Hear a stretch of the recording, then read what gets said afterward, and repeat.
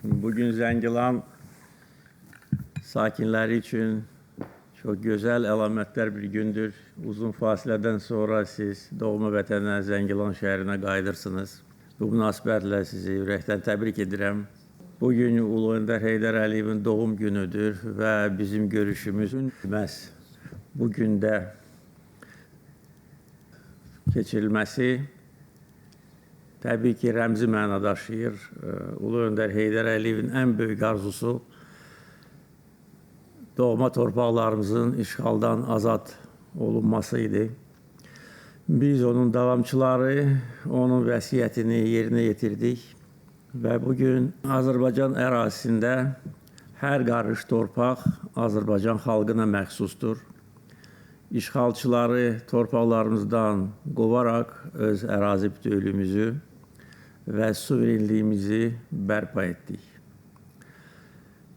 Ulu Öndər Heydər Əliyevin Azərbaycan tarixində rolu danılmazdır. Onun fəaliyyəti nəticəsində Azərbaycan ağır günlərdə öz müstəqilliyini qoruya bilmişdir. Bildiyiniz kimi yaşlı nəsil bu illəri yaxşı xatırlayır. 93-cü ildə bizim nəinki ərazi bütövlüyümüz, müstəqilliyimiz təhlükə altındaydı və o vaxt ölkəmizə rəhbərlik etmiş şəxslər ölkəmizi fəlakətə aparırdılar. Həm torpaqlarımızın işğal altına düşməsi, Şuşa, Laçin, Kəlbəcərin erməni işğalına məruz qalması, daxili çəkişmələr, özbaşınalıq, anarxiya və o vaxtki hakimiyyətin təxribatçı və xəyanətkar fəaliyyəti nəticəsində vətəndaş müharibəsinin başlanması, gənc müstəqil dövlətimiz olan Azərbaycan faktiki olaraq parçalanma ərəfəsində idi. Və o vaxt əgər Heydər Əliyev xalqın tələbi ilə hakimiyyətə gəlməsəydi, xalqımızın, dövlətimizin talihi çox ağır ola bilərdi. Məhz onun fəaliyyəti nəticəsində bütün mənfi meyllərə son qoyuldu, vətəndaş müharibəsinə son qoyuldu, hakimiyyətsizlik, özbaşınalıq kimi hallara son qoyuldu. Ölkəmizdə sabitlik yaradıldı, inkişafa başlamışdıq və yavaş-yavaş ordu quruculuğu da artıq getməyə başlamışdı. Onun Azərbaycana gəlməsindən əvvəl faktiki olaraq nizami ordumuz yox idi və Birinci Qarabağ müharibəsindəki məğlubiyyətimiz məhz buna görə idi. O vaxt ordumuza rəhbərlik edən şəxslər nəinki hərbi peşə nədir, onu bilmirdilər.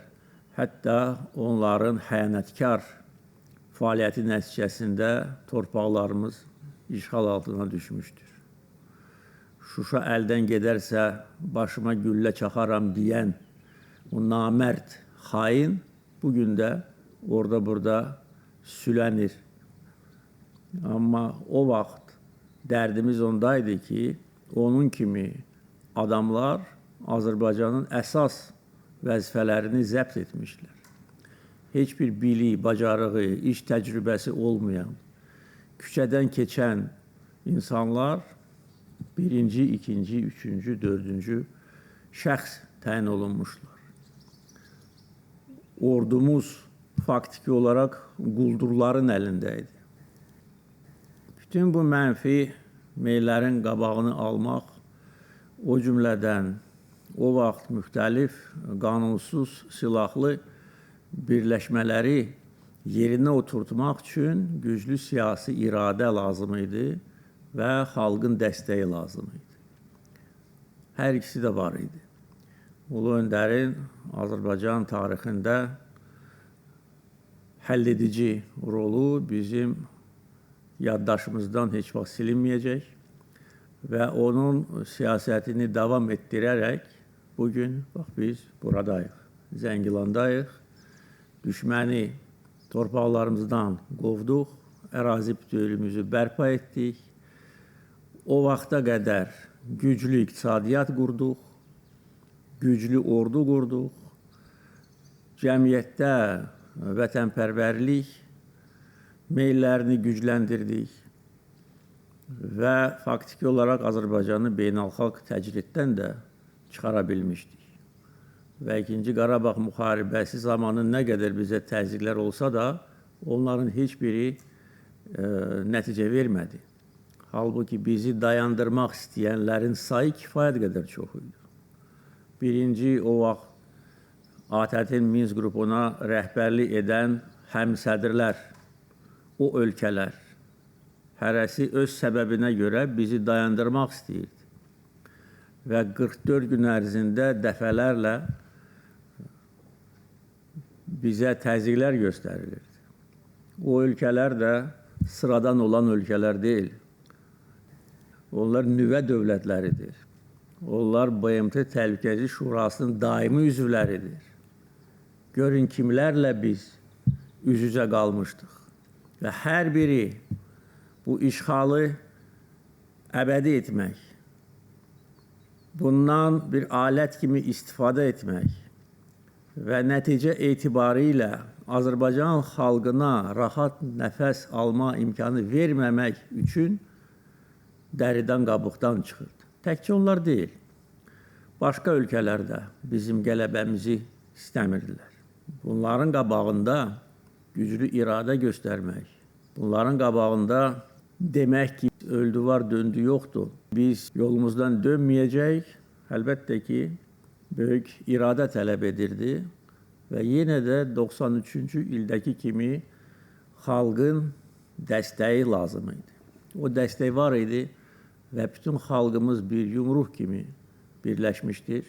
O mənə güc verirdi və işin sonuna qədər, Şuşanın azad olunmasına qədər biz dayanmaq fikrində deyildik. Və təbii ki, o vaxt müharibənin davam etdirilməsi məqsədə uyğun deyildi və sonraki hadisələr bunu əyani şəkildə göstərdi. Şuşanın işğaldan azad olunması ilə faktiki olaraq Ermənistan ordusunun beli qırılmışdır. Ermənistan silahlı qüvvələri faktiki olaraq mühasirədə qalmışdır və o vaxt müharibənin dayandırılması bizə imkan verdi ki, qan tökülmədən Kəlbəcər, Laçın, Ağdam rayonlarını biz siyasi yollarla, faktiki olaraq ultimatum yolu ilə qaytara bilək. Və ultimatum da ondan ibarət idi ki, əgər Ermənistan qısa müddət ərzində, faktiki olaraq bir ay, ondan da az müddət ərzində bu torpaqlardan çıxmasa, Qarabağda qalmış bütün erməni silahlı qüvvələri məhv ediləcək. Və əmr də verilmişdi və 15 minlik erməni silahlı qüvvələrinin kontingenti məhv olunacaqdı.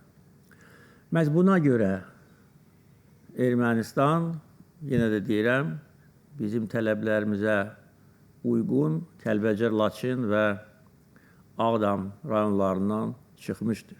Burada heç bir başqa amil yox idi. Heç bir kənar qüvvə onlara təzyiq eləmirdi.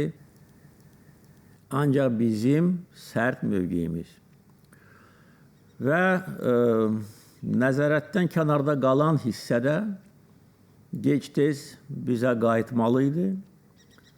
Amma o tez oldu, nəinki gec.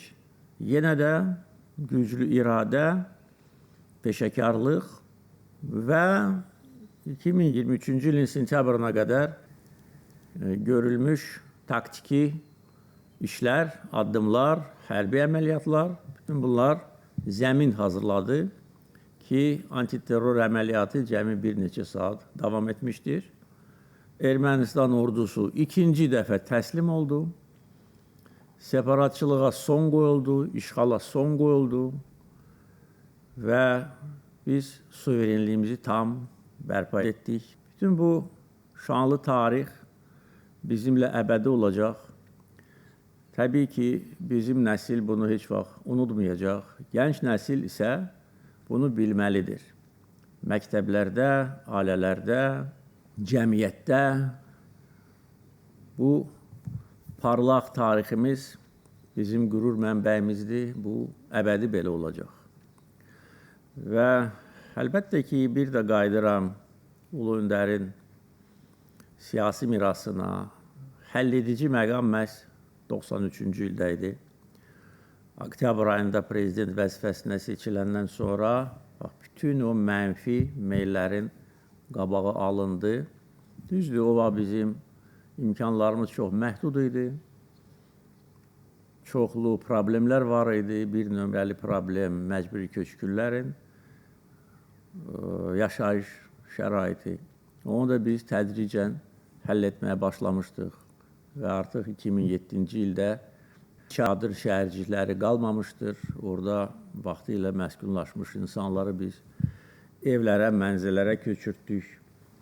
Və hər dəfə işğal dövründə keçmiş köçkünlərlə dövlət xətti ilə inşa edilmiş yeni şəhərciklərdə görüşlər zamanı deyirdim ki, bu müvəqqəti bir yerdir. Torpaqlar azad olunandan sonra daha gözəl sizin üçün şərait yaradılacaq. Bax, bugün Zəngilan şəhərinin bu gözəl mənzərəsi o sözlərimi bir daha təsdiqləyir. Və işğalın fəsadlarını aradan qaldırmaq, bu da çox çətin bir prosesdir. Minalar, torpaqların demək olar ki, zədələnməsi və işğalçılar tərəfindən zəhərlənməsi, ekosid, bəsit çay dünyaca məşhur olan bir qoruq idi. Dünyada deyilənə görə ikinci ən böyük çınar ağaclarının bir yerdə olması və qədim çınar ağaclarının qoruğuydu. Onun demək olar ki, yarısını Ermənistan dövləti məhv edib. Bəzi ağacları yandırıb, bəzilərini də kəsib bazarlarda satıb. Bizim ümumiyyətcə meşə fondunun 60 min hektarı vəhşi işğalçılar tərəfindən məhv edilmişdir. Onların əsas hissəsi Kəlbəcər, Laçın rayonlarındadır, amma Zəngilanda da var. Həm talançılıq, həm düşmənçilik, qəddarlıq, özü heç bir əsası olmadan Azərbaycan xalqı erməni xalqına heç bir pislik eləməmişdir. Onların bizə olan nifrətinin səbəblərini yəqin ki, psixiatrlar, psixoloqlar, həkimlər araşdırmalıdırlar. Və nə qədər ki, Ermənistan cəmiyyətində Azərbaycana qarşı nifrət hissi ilə yaşayan siyasi qüvvələr varsa, bir o qədər də biz ayıq olmalıyıq. Bugün biz sülh şəraitində yaşayırıq və sülhün müəllifi də bizik. Biz istəməsəydik, sülh olmayacaqdı. Biz istəsəydik, istənilən hərbi əməliyyatı istənilən yerdə keçirə bilərdik. Bunu Ermənistan rəhbərliyi də bilir, onun arxasında duranlar da bilir. Və nə qədər onun arxasında dursunlar, bilirlər ki, bizim gücümüzə qarşı onların heç bir şansı yoxdur. Onlar acizdirlər. Elə gücləri var idisə, elə 20-ci ildə kömək eləyərdilər də Ermənistana. Bugün Ermənistana gəlib özünü saxta qəhrəman kimi göstərən bəzi xarici liderlər, elə 20-ci ildə elə həmən liderlər idi də, hakimiyyət başında, öz ölkələrində. Gəlib yiyə duraydılar da Ermənistana. Boş boğazlıqdan başqa heç nə yoxdur. Onların da işi gücü boş boğazlıqdır. Ona görə öz ölkələrində onların dəstək əmsalı 10-15%'dir. İndi güya ki, Ermənistanı bizim əlimizdən onlar çıxarıb xilas ediblər. Bizim Ermənistanı məhv etmək niyyətimiz yox idi. Ermənistanın müstəqilliyini onun əlindən almaq niyyətimiz yox idi. Bugün hələ də Azərbaycan-Ermənistan sərhədində Avropanın dırnaqarası müşahidəçiləri güya ki keşik çəkirlər.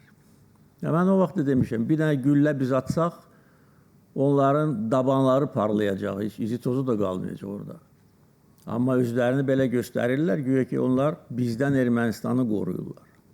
Bizdən Ermənistanı qorumaq lazım deyil. Biz istədiyimizə nail olmuşuq və özünü yenə də yalancı qəhrəman kimi Ermənistandakı bu tədbirdə göstərmək ki, güya ki onlar Azərbaycanın qabağını alıblar, yoxsa güya ki o aqressiv, təcavüzkar Azərbaycan Ermənistanı məhv edəcəkdir. Hamısı cəfəngiyyətdir. Bizim belə niyyətimiz olmayıb və yoxdur və olmayacaq. Əgər bizə qarşı yenidən təhribat törədilməsə. Ancaq biz bilirik ki, Ermənistanın siyasi müstəvisində Azərbaycan xalqına, dövlətinə nifrətlə yaşayan kifayət qədər dairələr var. Və onlar hakimiyyətə gəlsə, bax, o zaman Ermənistan xalqının başı dərddə olacaq. Bizə məxsus olan torpaqlarımızı işğalçılardan qan tökərək azad etdik. Allah bütün şəhidlərimizə rəhmət eləsin. Bütün bizim hərbiçilərimiz, qəhrəman döyüşçülərimiz ən yüksək qiymətə layiqdir.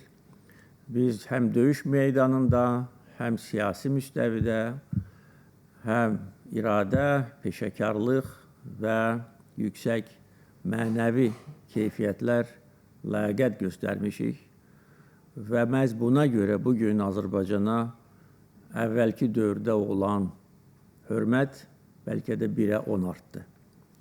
Və bugün hər şey göz qabağındadır. Azərbaycanın beynəlxalq mövqeləri, beynəlxalq nüfuzu nə qədər yüksək səviyyədədir. Bizə olan hörmət, rəğbət, xoş münasibət getdikcə daha da genişlənir. Bütün bunların səbəbi var. Əlbəttə ki, bizim ləyaqətli siyasətimiz, sözlə əməl arasındakı birlik və təbii ki, bizim hərbi qələbəmiz. Mən bunu dəfələrlə demişəm, bunu indi hər kəs görə bilir. Təkcə bunu görmək üçün tarixçi olmaq lazım deyil. Bizim qədər tam mütləq bir mənalı qələbə qısa müddət ərzində qazanan ikinci ölkə olmamışdır. Özü də bu müharibəni biz bütün beynəlxalq humanitar normalara uyğun aparmışdıq. Ermənistandan fərqli olaraq. Onlar bizim şəhər kəndlərimizi İskender M, SKAD və digər balistik uzaq mənzilli raketlərlə vururdular. Mülki əhaliyə qarşı müharibə aparırdılar, həm 1-ci Qarabağ müharibəsində, həm 2-ci Qarabağ müharibəsində. Biz isə bir dənə də ermənilərə mənsub olan mülki obyekti dağıtmamışdıq. Onlar Xocalı soyqırımını törətdilər. Biz isə onlar Qarabağdan Ermənistana gedəndə yolda polislər düzmüşdük ki, onlara çörək su verək. Bax, fərq budur. Mən indi dərinə getmək istəmirəm. Hər bir xalqda yaxşı və pis nümayəndələr var. Amma bütövlükdə götürəndə budur fərq. Və Zəngilanı yerlə yeksan edən təkcə Ermənistan rəhbərləri deyildi.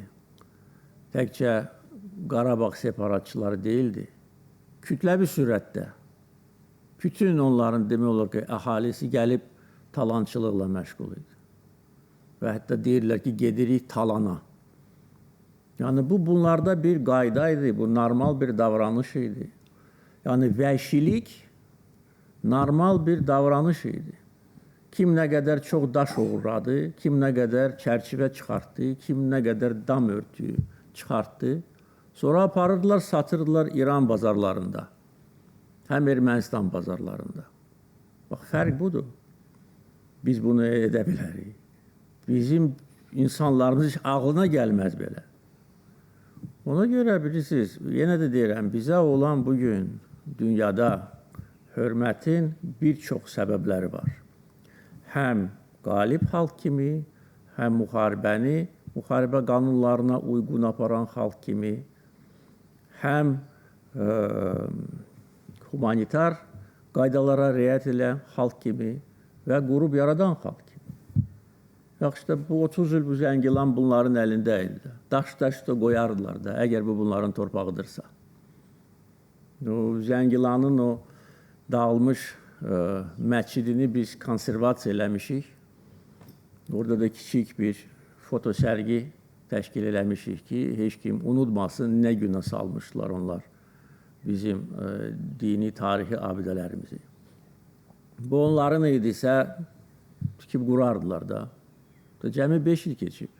Tək Zəngilan yox, görün, hər yerdə quruculuq işləri, yollar, körpülər, elektrik stansiyaları, su anbarları, köçkünlər üçün evlər, məktəblər, sahiblər belə eləyər. Talançı, işğalçı gələr, sökər, dağıdar. Amma nə qədər söksələr də yenə də bizim iradəmizi qıra bilmədilər. Biz qayıtmalıydıq və qayıtmışıq bu torpaqların sahibləri kimi. İndi də qurub yaradırıq.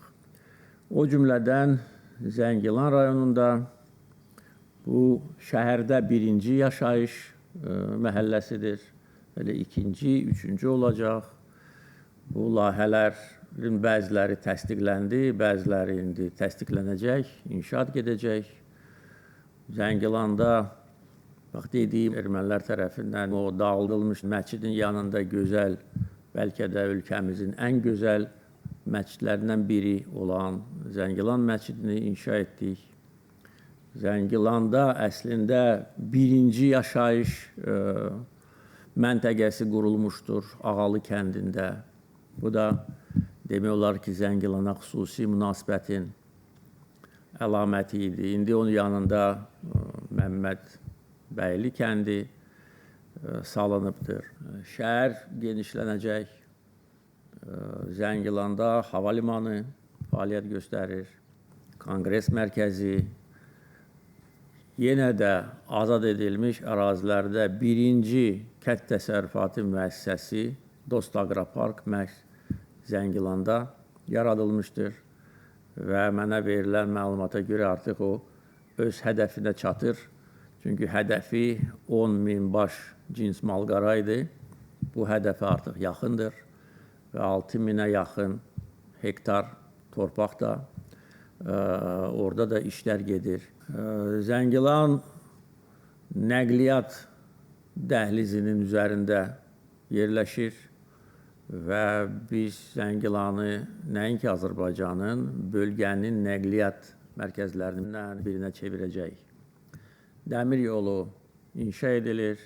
Yaxın gələcəkdə, bəlkə də bir il yarım bundan sonra Bakıdan Zəngilana dəmir yolu ilə gəlmək mümkün olacaq. Necə ki, bugün Ağdama dəmir yolu ilə gedirlər. Gələn il Xankəndiyə dəmir yolu ilə gedəcəklər. Bu dəmir yolu davam edəcək. Zəngəzur dəhlizi ilə Naxçıvanı birləşdirəcək. Faktiki olaraq buradan Naxçıvana bir 30 dəqiqəlik bir yol olacaq. Və biz ölkəmizin ayrılmaz hissəsi olan Naxçıvanı o coğrafi bağlantı ilə ölkəmizin əsas hissəsi ilə birləşdirəcəyik.